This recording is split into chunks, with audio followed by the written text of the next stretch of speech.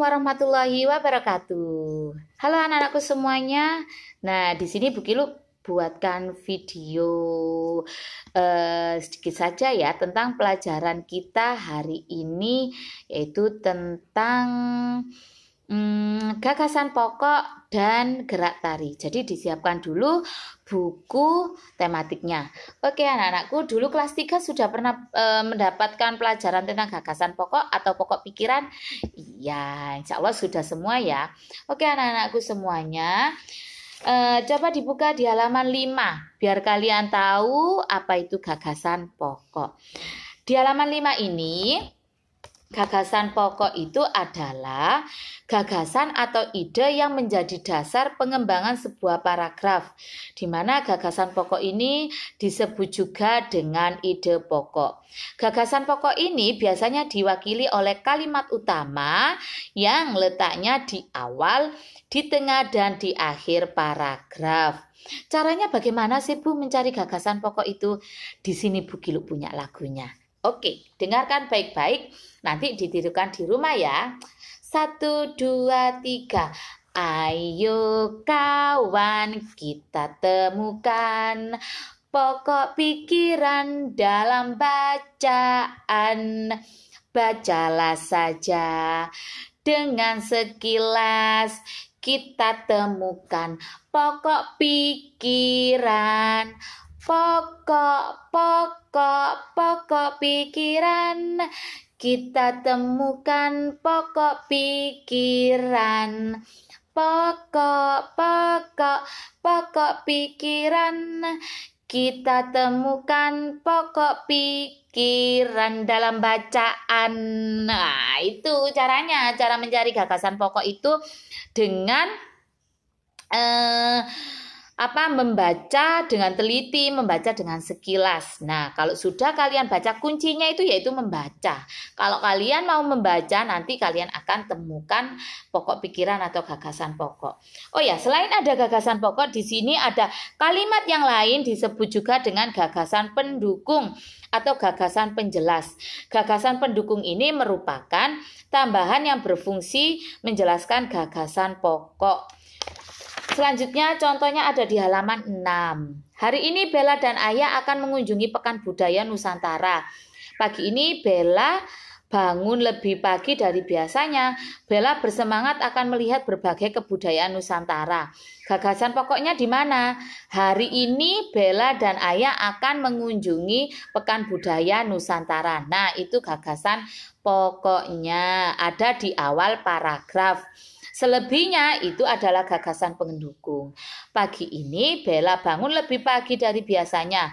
Bella bersemangat akan melihat berbagai kebudayaan Nusantara. Nah, itu gagasan pendukungnya. Jadi, kalau sudah ditulis di gagasan pokok, di gagasan pendukungnya enggak usah tulis lagi. Jadi, sisa dari gagasan pokok itu adalah gagasan pendukung. Sekarang kita buka lagi juga tetap di gagasan pokok di halaman 28. Nah, 28. Di situ ada tari saman. Ayo, siapa yang tahu tari saman itu dari mana? Pinter banget, dari Aceh. Itu nanti kalian baca sendiri ya. Ada 3 paragraf. Nah, kira-kira kalau paragraf 1 itu gagasan pokoknya di mana ya? Iya, betul. Tari saman adalah tarian suku Gayo dari Nangro Aceh, Darussalam. Tari saman ini biasanya ditampilkan untuk merayakan peristiwa penting dalam upacara adat. Syair dalam tari saman menggunakan bahasa Gayo. Jadi, gagasan pokoknya adalah tari saman adalah tarian suku Gayo dari Nangro Aceh, Darussalam. Sisanya itu adalah gagasan pendukung di paragraf 1 ya, Nak. Untuk paragraf 2, gagasan pokoknya juga sama, ada di awal paragraf. Bunyinya di paragraf kedua ya, ini gagasan pokoknya, tari saman mencerminkan pendidikan, keagamaan, sopan santun, kepahlawanan, kekompakan, dan kebersamaan. Sisanya dari itu adalah gagasan pendukung. Dan paragraf ketiga, sekarang tari saman sering dipertunjukkan pada acara-acara yang bersifat resmi. Itu gagasan pokoknya. Sisanya adalah gagasan pendukung.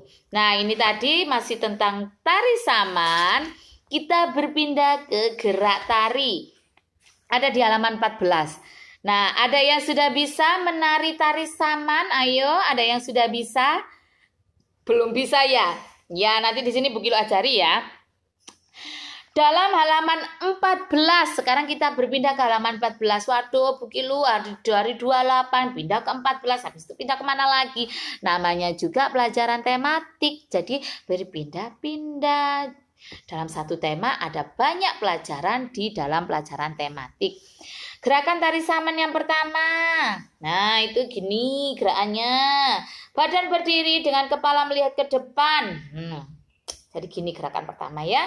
Gerakan kedua berdiri dan kepala melihat ke depan, kedua tangan lurus, jari-jari tegak ke atas. Nah, jari-jari tegak ke atas. Gerakan ketiga badan berdiri dan kepala tengok ke samping. Nah, seperti ini.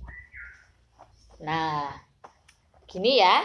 Gerakan keempat, badan turun hingga bertumpu pada lutut, jadi seperti orang duduk. Dan kelima, condong ke depan, condong ke belakang. Nanti bisa dibaca sendiri. Lalu masih di gerakan tari saman. Nah, di halaman 38 untuk gerakan ke-6, gerakan bertumpu. Nanti seperti ini. Gerakan ke-7. Nah, seperti sujud. Dan gerakan ke-8, 9, 10, 11 boleh dipraktikkan sendiri di rumah.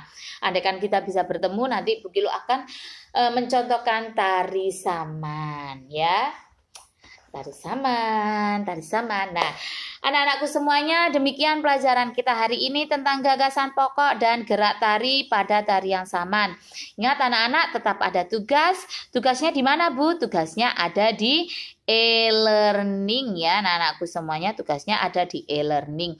Ingat, kerjakan di buku tulis tugasnya, lalu difoto dan dikirim ke e-learning. Difoto dulu baru di screenshot boleh, lalu dikirim atau difoto langsung dikirim ya anak-anakku. Jangan lupa dikerjakan tepat waktu nggih, biar tugasnya tidak menumpuk. Oh ya, satu lagi, kalau sudah bisa ngisi presensi, silakan langsung ngisi presensi pada pelajaran tematik. Cukup sekian pelajaran kita hari ini. Tetap semangat dan jaga kesehatan. Dadah semuanya. Wassalamualaikum warahmatullahi wabarakatuh. Dah.